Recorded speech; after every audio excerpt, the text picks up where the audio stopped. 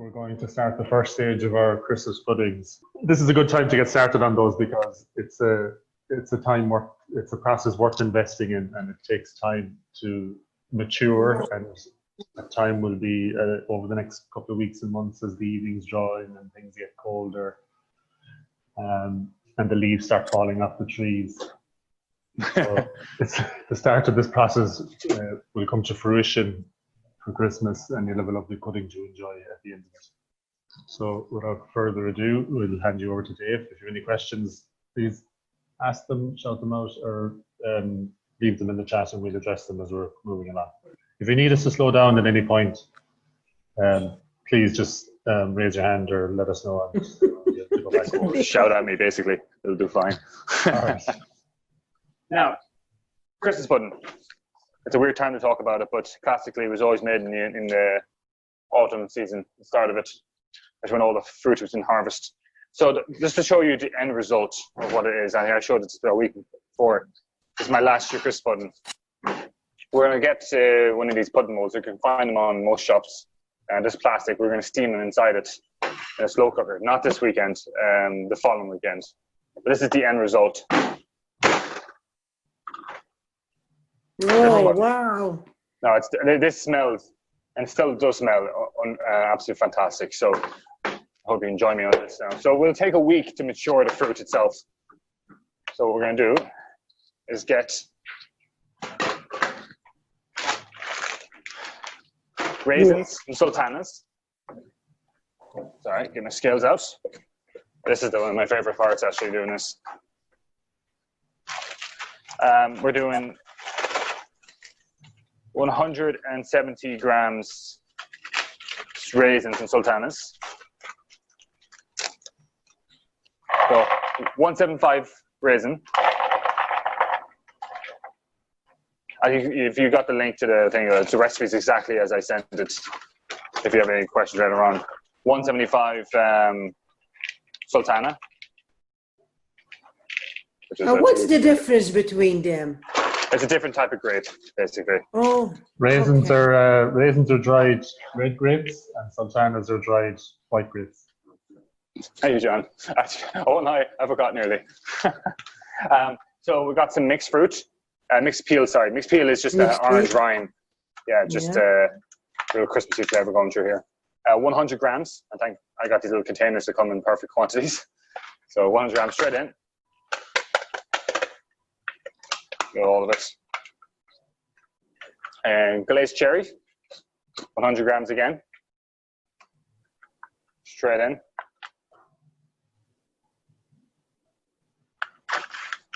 Kind of just putting up some cherries. Perfect. All in. A zester. Get your oranges. So I have 2 oranges. Ooh, 1, 2, and 1 lemon. So we're going to zest the orange, the whole orange. Watch your fingers. I'll work it in. And keep on. So we're going to do the juice and the zest of these oranges. A real Christmassy smell coming out when you get oranges going. She's washing her hands. All that zest. If you don't have a zester, by the way, I really advise getting one. It's one of the best tools you have in the kitchen. And not many households have them, to be honest. This is called a microplane. Now, we're going to also have, you can use Guinness, I said in the recipe, but you can also use an ale. It's going to work very nice. Some kind of deep flavored beer is what you're looking for here. Just soak it in. You wouldn't use rum. That's more spirits. That comes later on. We can use like for feeding it. I'm just looking for kind of beer stout for soaking. You can use if you're using like you're soaking in a bit of rum, that would be for Christmas cake, for example. And you mix through it. Now, flip off. Get the lemon going. Oh, lemon, yeah. You can do a bit of lime if you like sometimes. Not really traditional, to be honest. It might smell like cola then. Now, perfect. So, juice of a lemon.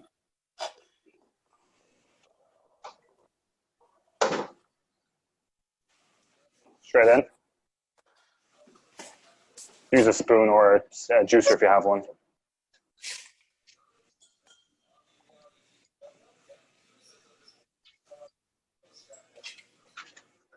Oranges, 2 juices, juice both of them.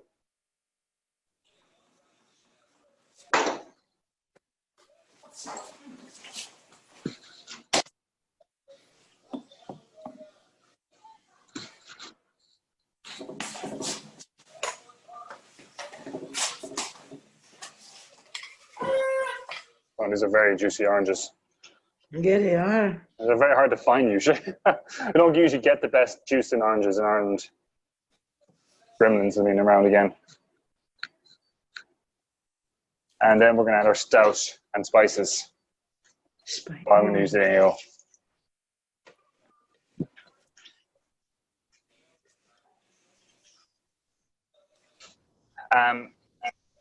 So, teaspoon. Mixed spice. So we're going to do a teaspoon of mixed spice. You have mixed spice in America, right? And it's very classic. Allspice. We're going to do allspice. Yeah. Allspice is different. Allspice is actually a natural spice. Mixed spice is classically used in a lot of English cooking, especially Christmas time, and biscuits and whatnot. It's a mixture of cassia, coriander seeds, caraway, nutmeg, ginger powder, and clove. No, we have to look for that. Yeah, if you don't have any, it's just a bit of clove and cinnamon and nutmeg mixed through the coriander, and just a touch of coriander gets it really going. So I'm getting a teaspoon there, good teaspoon. It reminds me, the smell of this is basically Christmas in a jar, and it's fantastic. You use it for biscuits and cakes and everything. Can't go wrong with it. Minced meat, Christmas cake. Sorry, touch of cinnamon then. Half a teaspoon of cinnamon. And that's it for that. I'm using a Irish ale for this one. This is 500 ml, so I don't need it all. I just need 300 ml of your beer or stout. Straight in. 300 ml. Give that a quick stir. David, you're the master of the whole thing. You're the master of everything. You're the master of all our success. Mm-hmm. Right, John? Absolutely. Linchpin. So that's a mixture. So you're looking at it, the liquid should be just barely coating the top of the fruit. And it smells fantastic, I have to say. I love that smell. So what we're going to do here is we're going to leave it in the fridge. And we're going to leave it in there for 7 days until next Friday, when we're going to complete the rest of the recipe. And the rest of the recipe is quite simple. It's just a normal kind of, you cream in your butter, and it's like making a fragipan, basically, actually. It's very close to fragipan. And breadcrumbs. And we mix that all together with this mixture. And that's our Christmas pudding mixture. And we're going to steam the Christmas puddings. Now, there's different methods of steaming, especially at home. I am very lucky I have a steamer. But for the sake of this, I'll be using a slow cooker, which is a fantastic substitute. Most people have slow cookers at home, I imagine. If not, we can also use a pot, but they're kind of harder to manage. Slow cookers are just, you just put it in and say goodbye to it until the next day. And hopefully we can do that. And I'll bring mine in for that, just to show us an example. So close that up. Do you have to cover that? Yes, I have to, right? Yeah, I would cover it, yeah. Or your whole fridge is going to smell like Christmas for a week, and I don't want to get the blame for That's that. okay. It's not a bad smell when you're coming up to Christmas. It's not a good smell right now. Very nice. Perfect. So give that a good wrapping up. Oh, you're really wrapping it. Wow. So here we go.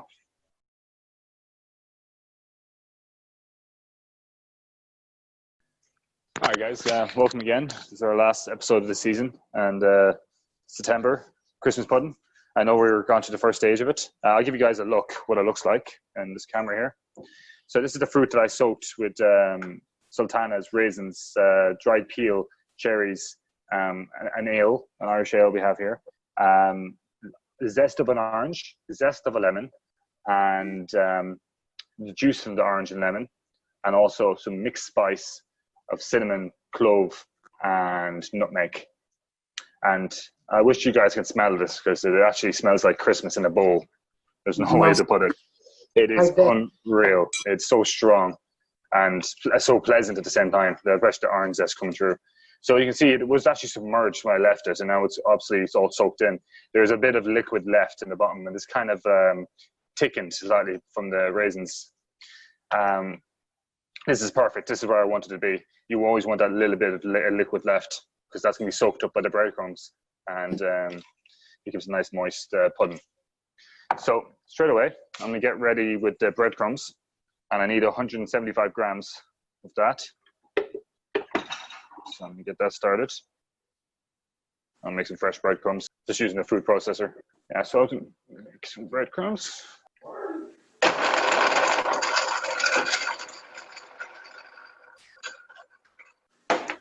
I'm not particularly fond of buying breadcrumbs. It's nicer to make your own when you can. You get so much bad stuff from it. And it's not that much time either, all cleaning wise. Oh.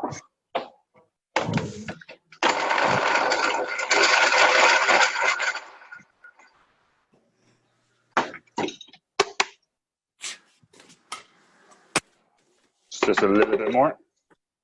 Half it low. Perfect. This will go straight into my fruit mixture. And let that soak in. Give that a stir. I'm going to soak up the last bit of residue of the liquid I have left. And give that a good mix. And I should absorb it all into like you wouldn't even notice the breadcrumbs so much in the end. Dessert. Ah, there we go. That is still smelling. So I just mixed the breadcrumbs through and I'm leaving it aside for a moment. And now we're going to make the batter. So, in a mixing bowl. So I'm using the KitchenAid bowl. I'm going to cream the butter and sugar as you would make fresh pan, the same kind of method. I need 150 grams of butter. 150 grams. This will be a lot easier because there's not that much mixture coming through this. Mix some cubes so it mixes easier through the mix machine.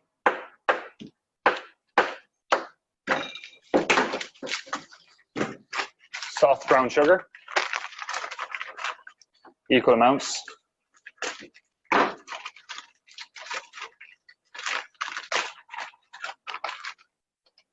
That's going to be 150.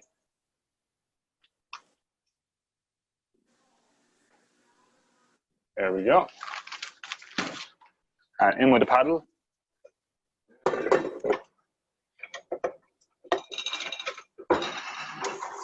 Get that mixing. The slow speed for the start. We'll work speed up as we go along.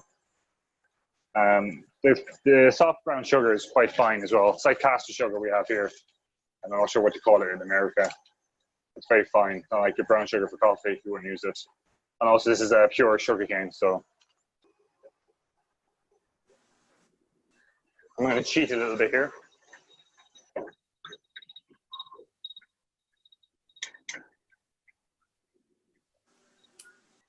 Is that a blowtorch again? Yeah. So what I'm doing is I'm warming up the edges of the bowl. So the idea is to cream the butter. The butter can't be done when it's ice cold. It'll never work. You want the butter about room temperature. Wow, okay. So you would just heat up the bowl slightly so it comes off the edges. You can see right now it's kind of stuck to the edges. So if you heat it up just enough that it'll come off the edges, then you're at the right perfect temperature. Be very careful not to melt the butter while doing this. Or else you change. That's a good trick. Put that whip of it now. While I'm doing that, move that aside.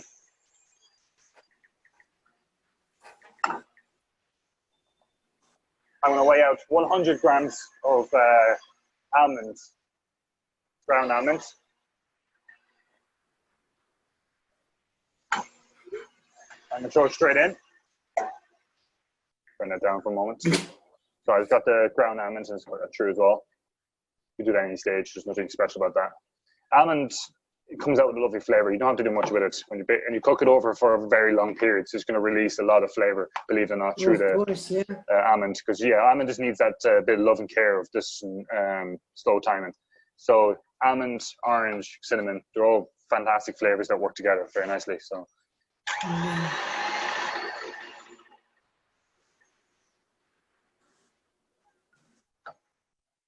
My tool. Going to scrape down the edges. Yeah, it's starting to become very soft and more white. That's what you wanted that. Now, back in again.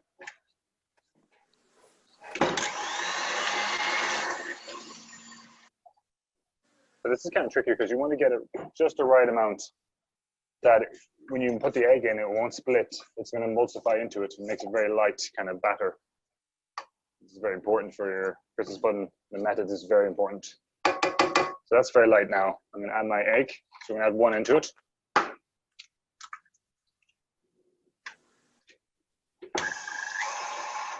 Slowly.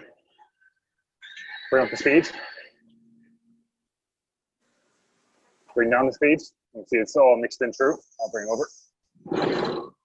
Add one more egg.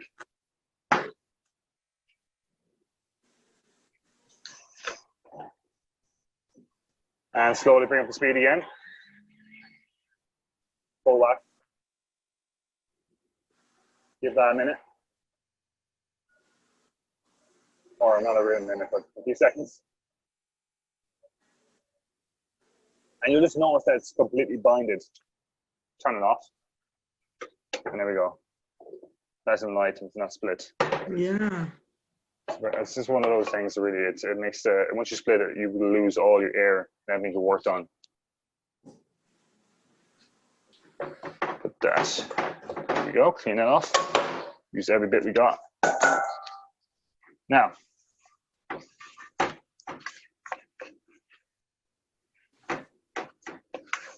get that last stir, make sure we get all the bottom off. And I'm going to add that through our pudding mix. So we can add it straight in.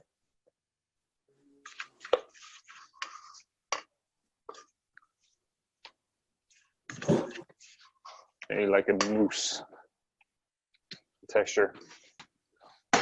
Make lovely cakes this way as well. I think Zoom need to add a smell-o-vision feature to their software because I can smell that from here, and it just smells amazing. And I wish you guys could smell it because it is just pure Christmas. 150 grams of flour now.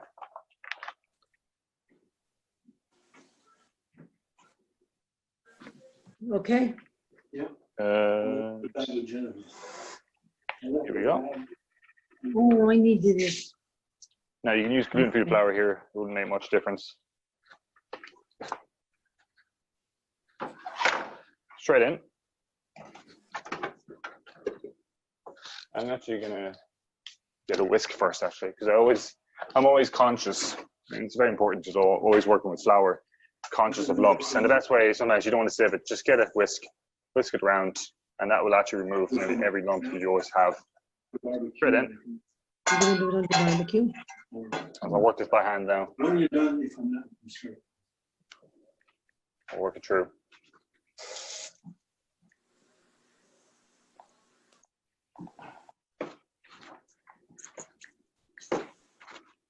Now it's quite light, the color, and you can remember the last one I had. I'll bring it over in a second. You can see how dark it is.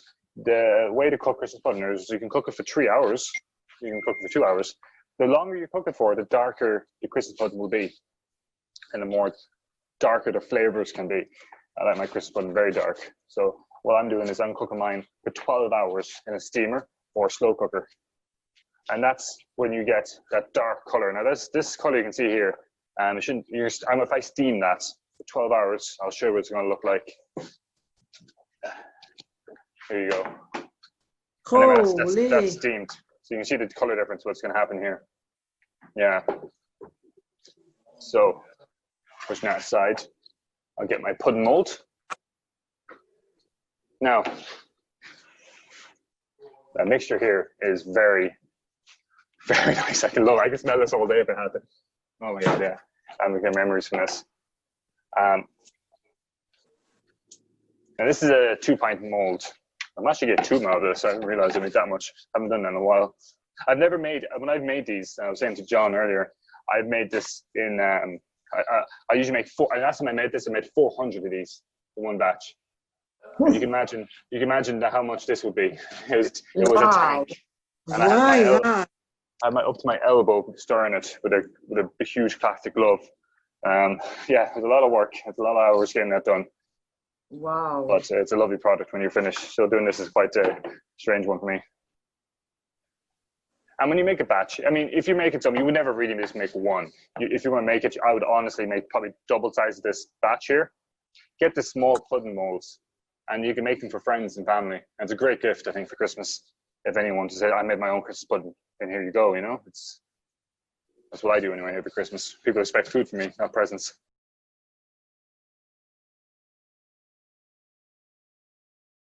So now it's very important here actually, because it will rise over time in the special long cooking process.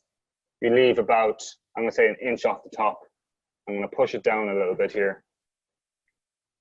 There we go. I'm having a problem. So that way we give it some room to wiggle. Yeah, put it down like that. Lid on. No foil, nothing. Absolute, just as it is.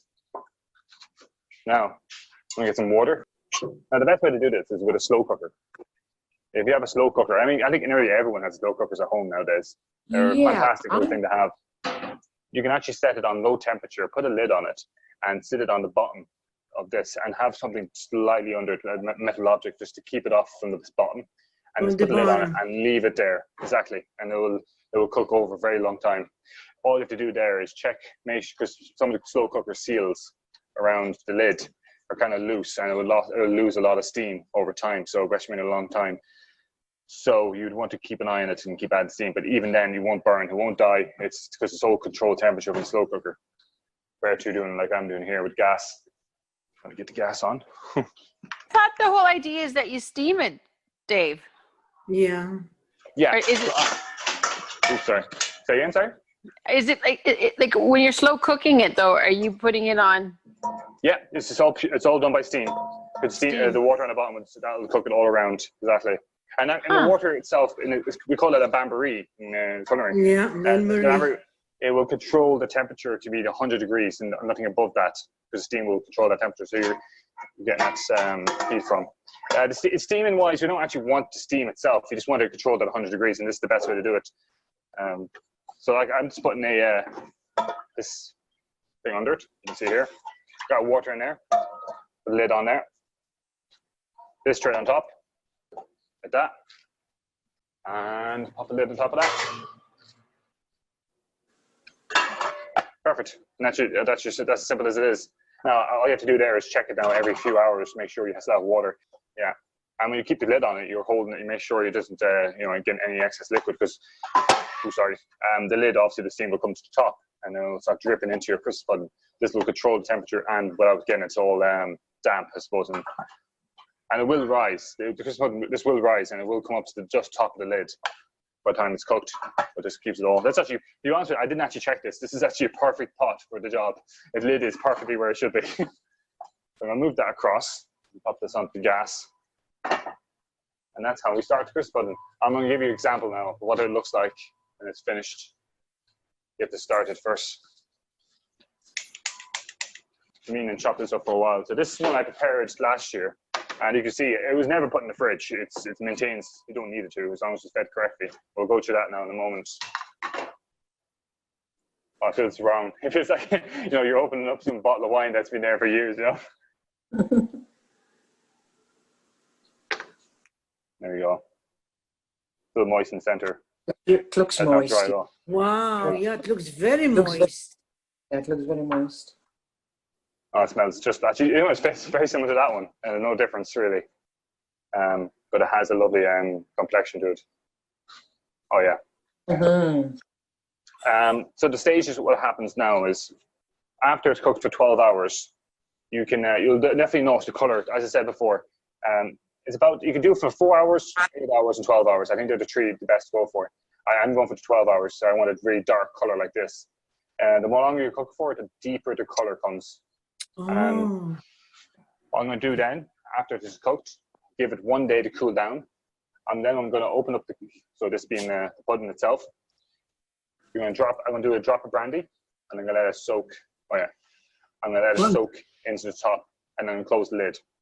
I'm going to do that for the first, so it's about a half a shot for every day for the first week, and let that feed. And then after that, once a week, I'll do a full shot and let that soak in for 4 weeks. So now we're going into the end of October. So we're in November. The end of November, I'll give it a shot again. Then you're just 4 weeks away from Christmas, I believe. And then you're ready to go, really.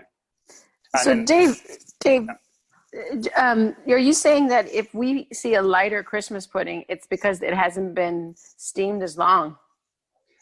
Exactly, yeah. It's a shorter steam. That's perfectly fine. Some people do lighter Christmas puddings. There's less depth in flavor. It's done on purpose. And some people like a lighter Christmas pudding. But I want my pudding, I just want it, dark, and this is the way I like it, I suppose. It's a personal preference. But this is the way it was always done, I think, originally. Also, I believe that if you had a very light Christmas pudding, they're not using brown sugar. The fruit itself wasn't soaked long enough. Because the longer you soak the fruit, you're going to get more complexion of the colors as well. So all these put together, you're going to get a lighter Christmas pudding. If it comes out white, there's many problems there, I have to say. I don't know how they managed to do that, to be honest. You can see my batter; it's not that dark either. It's just the brown sugar and the raisins themselves are coming out with the color. Is the brandy to continue to keep it moist? It's the process of preserving, more or less. The alcohol is actually preserving the actual pudding itself, and also it's maturing the flavor of the pudding. It does keep it moist, absolutely, as well. It does all the above. So if you didn't serve it at Christmas, would you continue to add the brandy? Like say if you what you just brought out from last Christmas, were you continually adding brandy? So no, what you do there is at the month of the end of December, because you missed out, so it's New Year's basically, give it another feed. And it should be fine after that to carry on. You don't need to feed it anymore. It is where it's at. Just keep it sealed, keep it in a larder room, keep it at a cool temperature in a dry area, and you'll be fine for the next year. If you want to use it again, it's absolutely fine, because that's what just happened to this one. This one was left in a cool, dry area, and it's still perfect to go again. But I wouldn't. There was other times you can freeze them as well if you're not sure. So in about the month of January, you can freeze them. Absolutely, there's no problem with that. And when you light it on fire, do you use brandy? Yeah. So what you need to do is heat it up in a saucepan first, or if you want to put it in I would say microwave, but I don't want you to do that. Put it in a saucepan. Make sure it's not open to a naked flame, so you just want to heat it on the bottom of the saucepan. And while it's piping hot, just so it gets to a simmer, just pour it on top, get a match, light it on, and it will catch flame. So the pudding is also this kind of little dip here. This is perfect for doing your little flambé. And it's great for showmanship as well for Christmas. I've done it many years. Fantastic. So that's me on steaming here. It's like that. And it's a good lid actually, because there's a good seal on it, so it will hold nicely.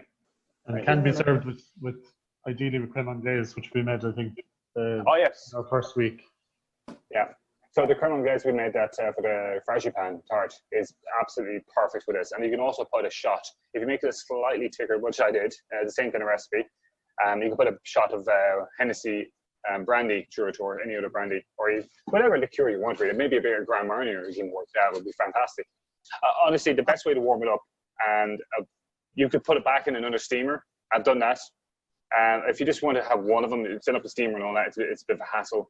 Just put it back into a microwave and you heat it up for like 5 minutes, and maybe 2 minutes, and take a minute break and another 2 minutes. You can also just make a steamer or put back in the slow cooker. If you're having Christmas dinner, everything's going, put it back into the slow cooker again, steam it away, leave it away, and just walk away and leave it there. And then you come back and in there, it's ready to go. But whatever you do, I'm going to say this, I'm saying this, don't fry it. How long did you say this will last? Well, it could last, once you feed it correctly and it's gone past January, you can last up to the following year. So you're probably looking at about 2 years, but don't take my word on that. If you don't think I'm just fooling you, this was from last year, so I'll eat a bit. Oops, sorry. And it's perfect, absolutely perfect. Well, thank you all again, and stay well and be safe. And thank you, Dave, Yeah. and thank you, John. It was a great session. Great, Thank thank you. It Thank was you, really David. nice. Great, thank you. And Thank you for the stay lovely safe. recipes. Thank you for the lovely recipes. No worries, guys. You're most welcome.